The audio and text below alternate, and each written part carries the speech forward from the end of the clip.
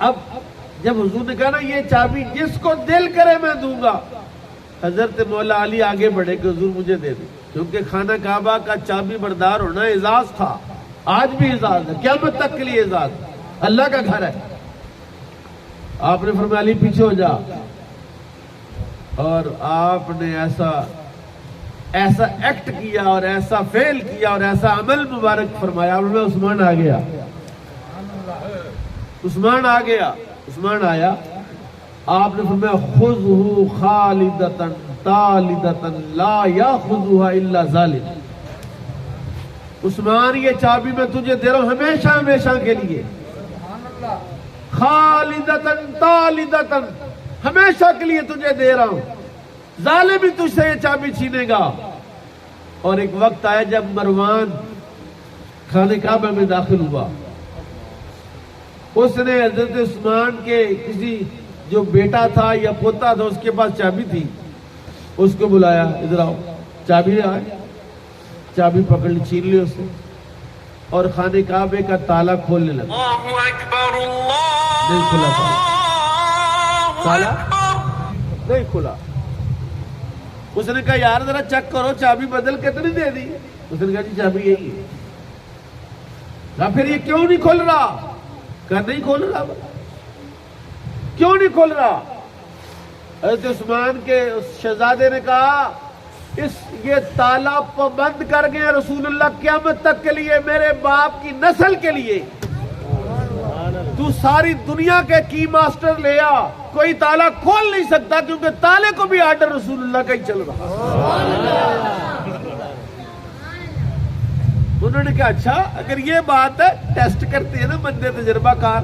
اس نے کہا اس کے خاندان کو کوئی بچہ اٹھا کے لاؤ، ایک چھوٹا سا بچہ لائے، اس کی چابی دی اور تالے کو لگے، تالا کھل گیا۔ اس نے کہا بھائی چابی تمہیں رسول اللہ نے دی ہے، اب کوئی چھین سکتا؟ جب فتح مکہ ہوا، میں اس میں سبق ہمارے لیے کیا ہے کہ لوگوں کو معاف کرنا سیکھیں، جیسے میرے آقا نے معاف کیا، معاف کرنا سیکھیں۔ یہی ولادت کا سبق ہے، یہ بھی یہی محفل میلاد ہے کہ اگر آپ اپنے دشمن کو، آپ اپنے شریک کو، آپ اپنے بھائی کو، اپنے محلے دار کو معاف نہیں کرتے، ادھر جھنڈے بھی آپ ایسے اٹھا پھرتے ہیں، کاہے کا میلاد ہے اگر رسول اللہ کی سنت آپ کے پاس نہیں ہے؟ غزوہ بدر ہوا، بڑی مار پڑی، چھتر پڑے بدریوں کو، مکے والے ذلیل ہو کے آئے نا، 70 بندے مارے گئے، 70 گرفتار ہوئے، بڑے بڑے سردار مارے گئے۔ غزوہ بدر سے چند ہفتے بعد عمیر بن وہب اور اس کے ساتھ ایک مکے کا سردار بیٹھا ہوا تھا، اس نے کہا یار بڑی بےعزتی ہوئی ہے، بہت بےعزتی ہوئی ہے، ہم تو پورے عرب میں منہ دکھانے کے قابل نہیں رہے۔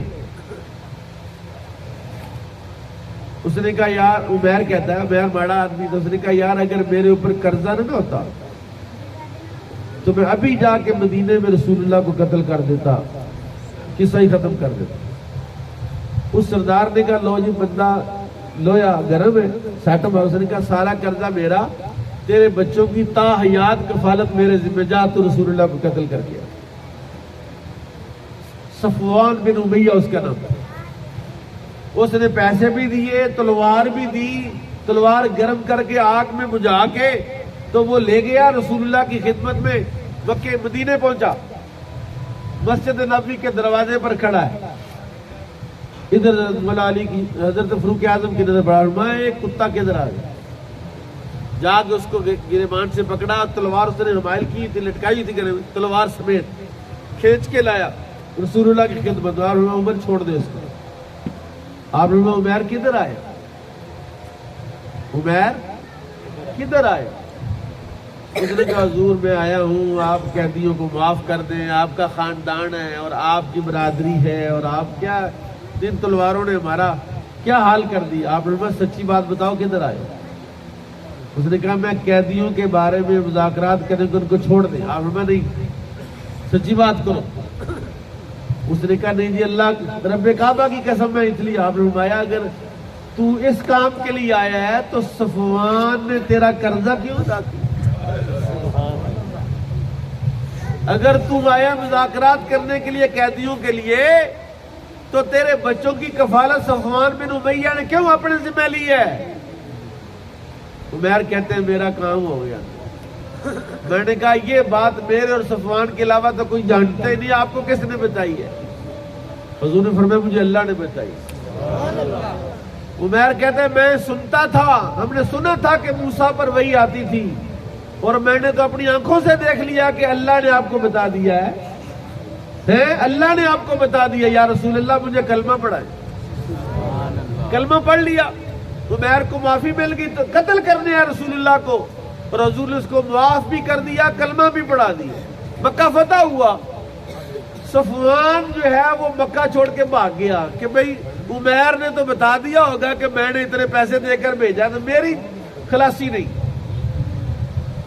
عمیر نے ایک دن حضور سے کہا حضور صفوان جو ہے وہ بندہ مارا نہیں تھا, آپ کے ڈر سے مکہ چھوڑ کے بھاگ گیا, اگر آپ اجازت دیں تو میں اس کو لے آؤں, آپ امان دیں تو اس کو لے آؤں. آپ نے میں لے آ. اس نے کہا حضور بندہ ذرا پاک مند تھا تو کوئی نشانی دے نا, میں اس کو دکھاؤں کہ یہ حضور نے دی ہے تو آ جا. حضور نے اپنی دستار اتار کے اس کو کہا یہ لے. اتنا رحمت للعالمین ہونا کوئی چھوٹا اعزاز تھوڑا. حضرت عمیر کہتا ہے میں حضور کی دستار لے کے سینے کے ساتھ لگا کے تو دوڑا, میں جدے پہنچا تو وہ جدے سمندر میں چھلانگ لگانے ہی والا تھا. میں نے پیچھے سے آواز دی او صفوان آ جا آ جا. اس نے کہا تو لڑیا ان کے ساتھ اور مجھے قتل کرنے کے لیے قابو کرنے کے لیے آیا ہے؟ اس نے کہا اللہ کی قسم کھاتا ہوں رسول اللہ نے اپنی دستار دے کر بھیجا, تجھے امان دے دی. صفوان کو لے کر جب پہنچے نا مکے حضرت عمیر, تو صفوان نے جاتے ہی کہا کہ میں آ گیا ہوں لیکن میں کلمہ نہیں ہوں پڑھنا. حضور سے کہا میں نے کلمہ نہیں پڑھنا. آپ نے فرمایا تو کلمہ نہ پڑھا جا. اس نے کہا ایک مہینہ دیکھوں گا, آؤں گا 2 مہینے تجھے مہلت. صفوان آیا, پاس بیٹھا, 2-4 دن 10 دن دیکھا کہ کیا نظام ہے, کلمہ پڑھ کے مسلمان ہو. میرے بھائیوں میلاد کا پیغام یہ ہے کیا معاف کرنا سیکھے. معافی کو, وہ جو غزوہ خیبر میں رسول اللہ کے لیے ایک یہودیہ عورت نے کھانا بنایا, کھانے میں زہر ڈالا, اور زہر ڈالا, ایک صحابی نے وہ لقمہ کھایا اور ادھر ہی شہید ہو گیا. رسول اللہ نے ایک نوالہ لیا اور اس بوٹی نے رسول اللہ کو بتا دیا کہ میرے اندر زہر ہے مجھے نہ کھائے. حضور نے چھوڑ دیا, وہ تھوک دیا وہ جو کھایا تھا. بی بی کو بلایا کہ لاؤ جی اس کو. بی بی آ گیا. آپ نے کہا تو نے یہ حرکت کیوں کی ہے؟ اس نے کہا چیک کرنے کے لیے کہ آپ اللہ کے نبی ہیں. میں نے سوچا کہ اگر اللہ کے نبی ہوں گے تو پتہ چل جائے گا ان کو کس کے اندر زہر ہے, اور اگر نبی نہیں ہوں گے تو ہمیں راحت مل جائے گی, جان چھوٹ جائے گی. رسول اللہ نے اس کو بھی معاف کر دیا. اور اس نبی کے امتی ہو. سمامہ بن اسال جو بہت بڑا بدماش تھا, مکے آتا, جو بندہ قابو آتا پکڑ کے لے جاتا, قتل کر دیتا, اونٹ ہام کے لے جاتا, گائیاں لے جاتا, بکریاں لے جاتا. رسول اللہ نے کہا جو اس کی گردن اتار کے لے آئے یا زندہ لے آئے میں جنت کی ضمانت دیتا ہوں اس کے لیے.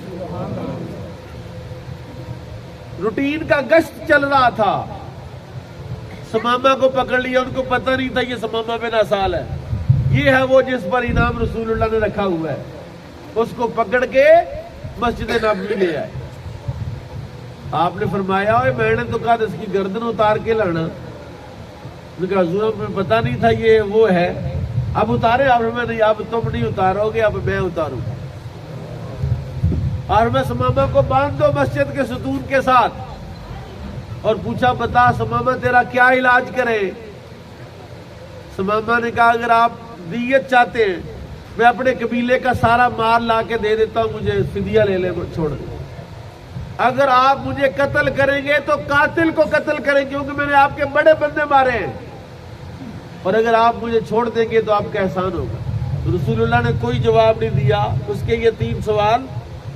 آپ چلے گئے, سارا دن بندہ رہا, جو کھانا پینا حاجت جو بھی چیزیں پوری ہوتی رہی لیکن بندہ ہوا تھا. دوسرے دن آپ نے فرمایا بتا تیرا کیا کرے؟ اس نے پھر یہی تینوں باتیں دہرائی، قتل کریں گے تو قاتل کو قتل کریں گے، فدیہ چاہیے تو سارے قبیلے کا مال لا کے پیش کر دیتا ہوں، معاف کر دیں گے تو آپ کا احسان ہوگا۔ حضور نے اس کو کوئی جواب نہیں دیا اور آپ روٹین سے نماز وغیرہ پڑھی۔ تیسرا دن آ گیا، تیسرا دن آپ نے بتا سمامہ تیرا کیا کرے؟ وہی جواب، وہی سوال، وہی جواب۔ حضور نے فرمایا اس کو کھول دو، کھول میں جا چلا جائے۔ لیکن سمامہ کو 3 دن میں میرے آقا نے اپنے کردار کے ساتھ اس کو ذبح کر لیا تھا۔